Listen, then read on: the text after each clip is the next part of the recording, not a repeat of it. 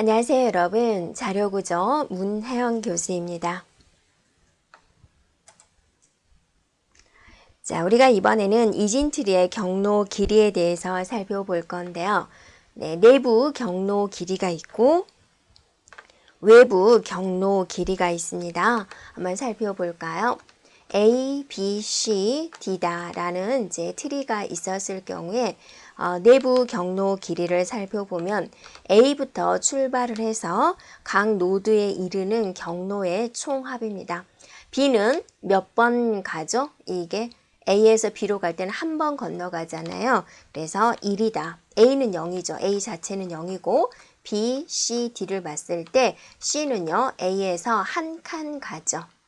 D는요, 한 칸, 두 칸 가죠. 이렇게요. 그래서 총 4가 됩니다. 외부 경로 길이다. 그러면 어떻게 구하냐면 여기에 새로운 단말 노드를 추가합니다. 그래서 이렇게 추가해 볼게요. 하나, 둘, 셋, 넷, 하나 더 있군요. 이렇게 5개. 자, 1번, 2번, 3번, 4번, 5번이라고 했을 때 한번 적어 볼게요. A, B, C, D 1번, 2번, 3번, 4번, 5번입니다. 그러면 얘는 어디까지냐면 단말 노드까지, 얘네들은 빼고 단말 노드까지 몇 번 만에 가는지를 찾아보세요. 여기는 한 번, 두 번, 세 번 만에 가죠. 2도 3번 만에 가죠. 3은요, 한 번, 두 번 만에 가죠. 4도 한 번, 두 번 만에 오죠. 네, 5도 두 번 만에 오죠. 다 더하면 얼마가 되나요? 12가 되는군요. 이렇게 살펴보면 되는데 내부 경로 길이를 우리가 i로 잡고 외부 경로 길이를 2로 잡았을 때 또 노드의 개수 A, B, C, D죠. 지금 현재 4개군요. 이것들의 관계식을 한번 살펴보자. 그러면 이는 I 플러스 EN이라는 관계식이 성립을 한다. 그죠? 2가 지금 얼마죠? 12가 되는 거고 i가 4가 되는 거고 노드 n이 4가 되는 거죠. 그러면 양쪽에 이퀄 관계가 성립하는 걸 볼 수가 있죠. 그래프에 대해서 살펴보겠습니다. 그래프는 이제 오일러 이야기가 이제 시작이 되는데요. 오일러가 독일에서 퀘니스베르크 거리를 걷고 있었는데 사람들이 이제 이 거리에서 막 다리가 있었던 거예요. 이렇게요. 그래서 이 7개의 다리가 있는데 이 다리를 꼭 한 번씩 차례대로 건널 수 있느냐라고 이제 논쟁을 벌이고 있었던 거죠. 그래서 지나가는 오일러한테 물어보니까 오일러가 이때 그래프 이론을 이용해서 설명을 해 주었다라고 합니다. 그래서 그래프에 대한 정의다. 그러면 정점과 간선을 연결해서 구조화시킨 구조다. 자, 정점이 되고 간선이 되고 이렇게요. 정점과 간선들에 대한 집합이다 라고 합니다. 자, 여기는 무방향 그래프가 있고 방향 그래프가 있습니다. 무방향에는 일명 이제 방향이 없는 것을 말을 하죠. 지금 정점은 뭐가 되겠습니까? V1, V2, V3, V4가 되겠죠. 간선은요. 자, V1에서 V2로 나가는 거. 또 V1에서 V3, V1에서 V4 이렇게 되어 있죠. 또 V2에서는요. 여기는 아까 한 번 했으니까 V2에서 V3으로 가고 V2에서 V4로 가고 또 V3에서는 이제 V4로 가겠다라고 해서 이렇게 6개의 간선으로 볼 수 있다라는 거죠. 자, 방향입니다. 방향은 이렇게 화살표가 있습니다. 그래서 V1에서 V2, 또 V2에서 V1, V2에서 V3 이런 식으로 이루어진 것을 말을 하죠. 방향이 있느냐, 방향이 없느냐에 따라서 방향 그래프, 무방향 그래프로 나눌 수가 있고요.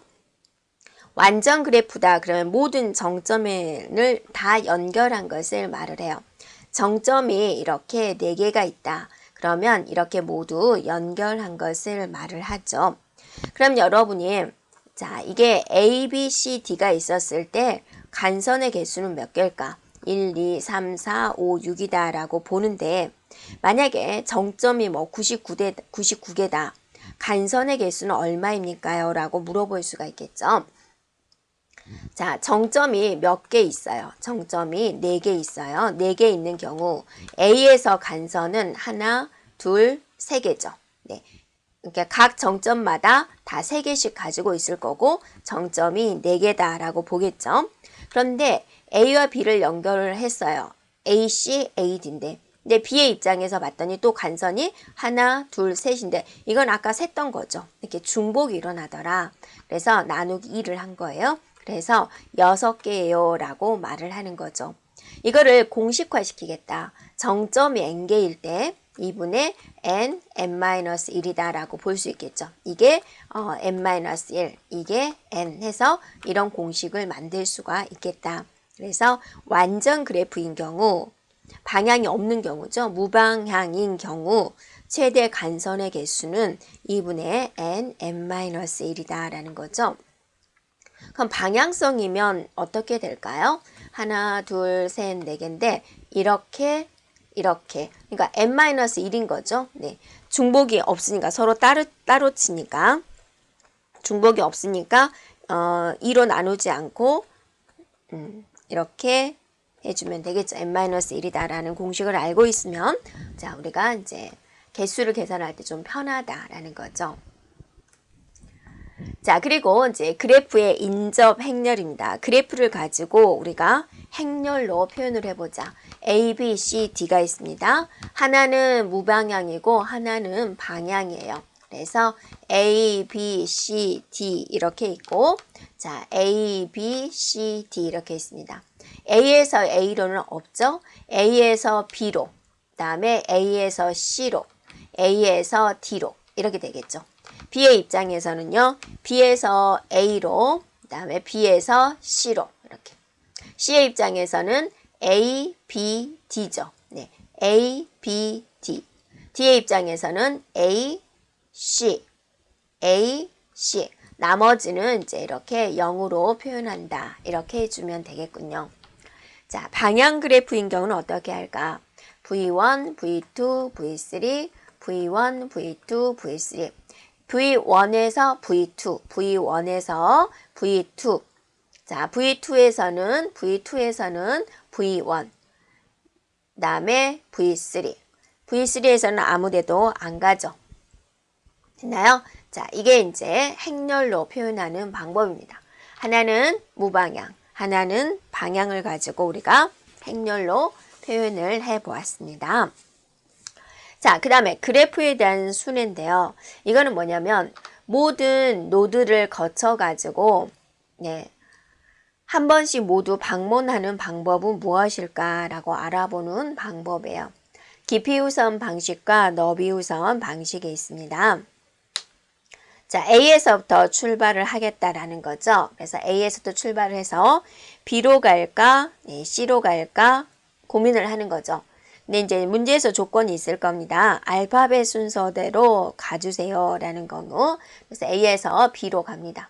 이렇게요. 자, 그래서 B에서는 다시 또 D로 가겠죠. 이렇게요. D에서는 이제 H로 갑니다. 여기까지 왔죠? A, B, D, H까지 왔단 말이에요. 더 이상 갈 곳이 없죠. 그러면 다시 자, 위로 올라갑니다. 2로 가는 거죠. 이렇게요. 자, 2까지 갔어요. 2에서 더 이상 갈 데가 없죠. 네. 이렇게요. 그럼 다시 후진합니다. 여기서 H로 가는 거죠. 이렇게요. F로 가는 거죠. H로 와서 후진을 해서 H로 와서 F로 가게 됩니다. 이렇게요. 자, F에서는 어때요? 이제 갈 곳이 C가 있군요. C로 갑니다. 자, C에서는 갈 곳이 어디밖에 없어요? G밖에 없군요. G. 이런 식으로 방문하는 게 깊이 우선 탐색 방법이 됩니다. 그러면 모든 노드를 이렇게 한 번씩 방문을 했죠. 자, 너비 우선 탐색 방법입니다. 자, 이거는 같은 레벨 순서대로 방문하는 것을 말을 해요. 그래서 이걸 가지고 한번 볼까요? 자, A 방문, BC 방문, DEFG 방문, HIJK 방문 이런 식이죠. 이 트리는 눕혀서 보세요. A 방문, BF 방문 얘네들은 지금 같은 레벨이죠. C, D, E 방문 이렇게 되겠죠. 자, 깊이 우선 탐색 방법입니다. 이렇게요. 자, 같은 모양인가요? A로 오고 B로 오고 D로 오고 내려가는 거죠. H로 갑니다. 이렇게요. 이제 더 이상 갈 데가 없죠. 그죠? 후진 해서 E로 가고 I로 가고 갈 데 없으니까 후진 J로 가고 이렇게요. 자, 없어요. 후진해서 C로 가고 F로 가고 H로 가고 다시 후진 G로 가고 자, 이런 방식으로 이제 방문하는 것은 깊이 우선 탐색 방법이다 라는 거죠. 구분해 주면 되겠습니다. 자, 신장 트리인데요. 이제 트리하고 그래프의 차이점 뭐냐면 그래프인데 이게 그래프는 이렇게 사이클이 형성되는 건데 이거를 그래프가 형성되지 않게 만드는 거예요. 그러면 여러 가지가 있겠죠. 이렇게 만들 수도 있고 이렇게 만들 수도 있고 이렇게 만들 수도 있고 됐죠? 그럼 여러분 여기서 노드가 n이 사람 말이에요. 그러면 신장 트리에서 간선의 수는 몇 개일까? 다 3개예요. 네, 그래서 즉 간선의 수는 n-1개가 된다라는 거죠. 자, 이렇게 되어 있는 것은 트리인가요? 네, 트리가 아니다라는 거예요. 그래서 그래프로부터 트리를 이렇게 만든 것을 우리는 신장 트리다라는 거죠. 자, 최소 비용 신장 트리입니다. 최소 비용 신장 트리는 여러분 이렇게 생각해 볼까요? 마을에 한 마을이랍니다. 섬이 있어요. 바닷가에 섬이 있어요. 이렇게. 이 섬을 모두 연결하고자 해요. 그러면 비용은 다 달라요. 어떻게 연결하면 이 섬들을 모두 연결할 수가 있을까라는 겁니다. 그럴 때 이제 우리가 최소 비용 신장 트리를 생각해 볼 수가 있어요. 가중치 합을 가장 작게 만들겠다라는 건데요. 자, 크루스칼 알고리즘이나 프림 알고리즘의 결과는 같아요. 같은데 이제 과정이 다른 거죠. 최소 비용 신장 트리다. 비용이 작은 걸 우리가 만드는 게 목적이니까 작은 걸 연결하는 거죠. 이렇게 작은 거. 그러다가 사이클이 형성되면 제외시키면 돼요. 그럼 여기서 제일 먼저 어디를 연결하나요? 가장 작은 값이 뭐죠? 3이 되는 거죠. 3. 자, 3을 연결하세요. 이게 1번이 된다라는 거죠. 순서대로 한번 적어볼까요? 3. 그 다음은요. 네, 5가 되는군요. 5를 연결합니다. 그 다음에 6을 연결하는 거죠. 7을 연결하면 이렇게 사이클이 돼버리니까 안 되는 거죠. 그 다음에는 9를 연결하겠군요. 9. 10을 연결하면 사이클 돼버리니까 안 되고 11을 연결해도 사이클 돼버리니까 안 되고 12를 연결하면 되겠군요. 네. 그 다음에 13을 연결하면 사이클이 돼버리니까 안 되는 거죠. 됐나요? 그러면 자 3, 5, 6, 9, 12 이런 순서대로 연결할 수가 있겠군요. 라는 거죠. 자, 노드가 4일 때 간선의 수는 4, 즉 n-1개다 그랬죠. 자, 여기서 노드가 몇 개인가요? 1, 2, 3, 4, 5, 6, 6개다 그거죠. 그러면 이제 만들어진 거는 몇 개죠? 하나, 둘, 셋, 넷, 5개가 되는 거죠. 5개 이렇게 되는 거죠. 그래서 여러분이 이게 알고리즘 상으로 먼저 노드의 개수를 센 다음에 5개가 나오면 그 이상은 더 이상 안 해도 돼요. 더 이상 하는 건 어차피 사이클이 형성되기 때문에 안 되는 거죠. 그래서 여기서 스톱해 주면 됩니다. 자, 그래서 이렇게 해주면은 모든 노드를 다 한 번씩 방문할 수가 있다라는 게 이제 크루스칼 알고리즘이 되는 것이고, 프림 알고리즘에 대해서 한번 해보겠습니다. 프림 알고리즘은 이제 출발점을 알려줘요. 일단은 가장 작은 2를 선택하도록 하겠습니다. 자, 그러면 이제 여기서부터 V1과 V2가 연결된 것들 중에 가장 작은 값을 선택합니다. 그랬더니 뭐가 되나요? 4가 되는군요. 그럼 V1, V3, V6에서 연결된 것 중에서 가장 작은 걸 선택합니다. 그랬더니 2가 되는군요. 1, 3, 4, 6에 연결된 것 중에서 가장 작은 걸 선택하세요. 자, 어떤 걸 선택할 수 있어요? 5가 있군요. 이렇게요. 자, 여기 5는 어때요? 사이클 형성돼 버리면 안 되죠?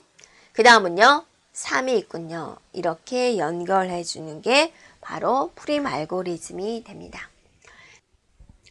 자, 이거를 우리가 이제 크루스칼 알고리즘으로 해서 결과가 같은지 한번 봐볼까요? 네. 가중치는 바로 옆에 그림을 보면 되겠습니다. 크루스칼 알고리즘으로 구현을 해보자 라는 거예요. 이거는 크루스칼. 자, 얘는 프림 알고리즘. 제일 먼저 2를 연결하겠죠? 그 다음은요, 2를 연결하겠죠. 그 다음은요, 3을 연결하겠죠? 그 다음은 4를 연결하겠군요. 그 다음에 사이클 5 연결해주면 되는 거죠. 그래서 자, 얘 모양이 어떠세요? 프림과 크루스칼 알고리즘은 결과는 같습니다. 하지만 찾아가는 이제 과정이 다른 거죠. 그래서 이렇게 물어보기도 합니다. 두 번째로 선택된 간선은 무엇인가? 여기서 두 번째로 선택된 간선은 5번 V2에서 V4가 되는 거죠. 이런 식으로 질문을 하게 됩니다. 그래서 하는 과정을 여러분은 알고 있어야지 되겠습니다. 그래서 이제 두 개의 알고리즘을 비교를 해보면 이제 어느 정도 시간이 걸리느냐 다 계산하는데 우리는 이제 간단하게 노드 몇 개를 가지고 있지만 이 노드의 수가 굉장히 많았을 경우는 또 시간 차이도 달라지겠죠. 크루스칼 알고리즘은 이제 시간 복잡도가 로그 2의 n이고 프림 알고리즘의 시간 복잡도는 이제 n 제곱이다라고 합니다.